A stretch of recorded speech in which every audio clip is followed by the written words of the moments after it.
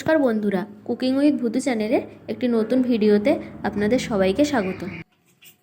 বন্ধুরা, আজ আমি সম্পূর্ণ বিয়েবাড়ির স্টাইলে মালাইকারি বানাবো।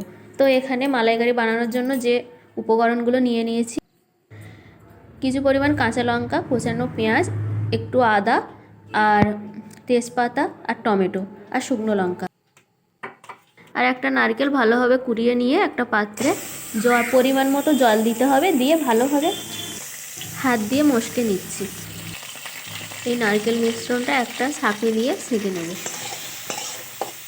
চিংড়ি মাছগুলো আমি এবার ভেজে নেব, তাই নুন, হলুদ আর পরিমাণ মতো জল দিয়ে এটাকে ভেজে নেব।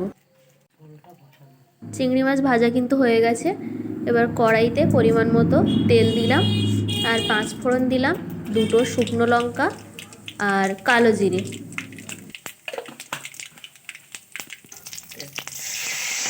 কয়েকটা তেজপাতাও দিয়ে দিলাম। এবার কোচানো যে পেঁয়াজগুলো আছে সেগুলো দিয়ে লাল করে ভেজে নেব। এবার কয়েক টুকরো লঙ্কাও দিয়ে দিলাম।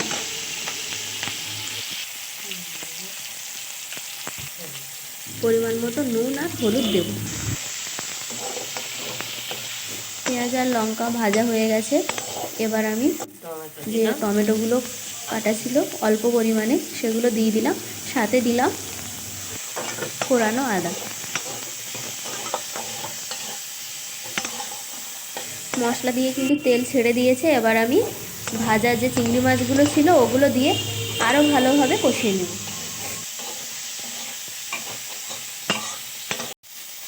এটা কিন্তু খুব ভালোভাবে কষানো হয়ে গেছে। এবার যে আমি নারকেলের যে জলটা করে রেখেছিলাম সেটা ওর মধ্যে দিয়ে দিলাম।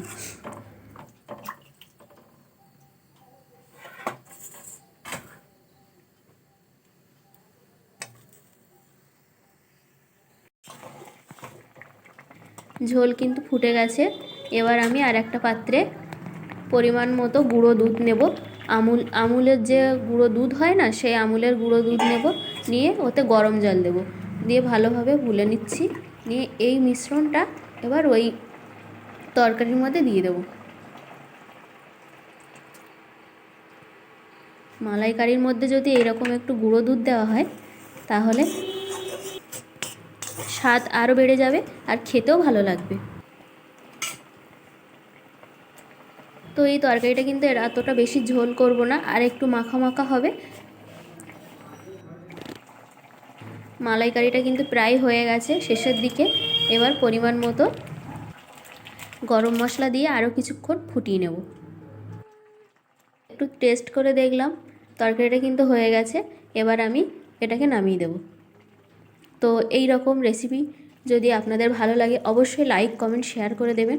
আর যে সমস্ত নতুন বন্ধুরা আছেন অবশ্যই কুকিং উইথ ভূতু চ্যানেলটি সাবস্ক্রাইব করে দেবেন।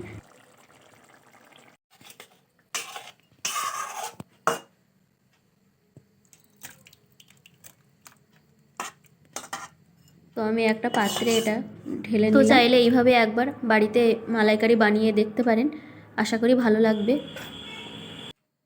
তাহলে আজ এই পর্যন্ত। সবাই ভালো থাকবেন, সুস্থ থাকবেন আর কুকিং উইথ ভূতু চ্যানেলের ভিডিও দেখতে থাকবেন। টাটা।